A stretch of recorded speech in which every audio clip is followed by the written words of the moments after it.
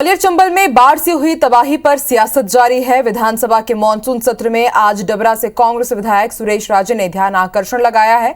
सुरेश राजे ने IBC 24 से बातचीत में यह दावा किया कि प्रशासन मुआवजे के लिए बाढ़ में बह गए मवेशियों के शव के साथ सेल्फी मंगा रहा है। इसके साथ ही बाढ़ में बह चुके घरों के सबूत भी मांगे जा रहे हैं। कांग्रेस विधायक सुरेश राजे से बात की संवाददाता नवीन सिंह ने।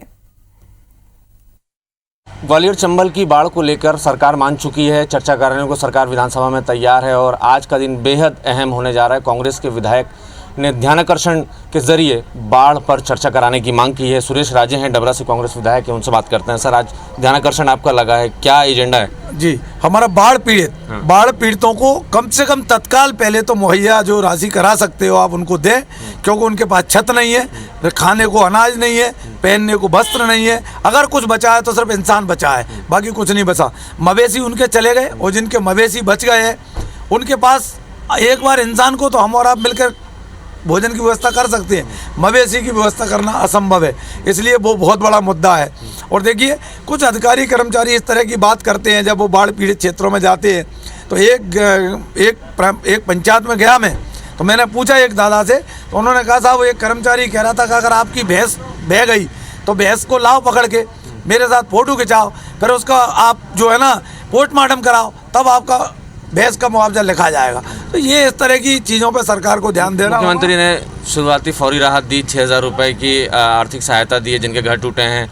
कमलनाथ जी सर्वे करके आए हैं, तो कमलनाथ जी ने कहा है कि 30 से 40 हज़ार मकान क्षतिग्रस्त हुए हैं, सर्वे कराकर जल्द पूरी राशि उनको नहीं, बिल्कुल। देखिए, क्षतिग्रस्त जितने मकान हुए हैं उसमें भी कर्मचारियों को ये नहीं करना चाहिए जिसका सब कुछ खत्म हो गया। उसमें भी वो कह रहे कि सबूत ला, सबूत तो सामने दिख रहा है ना।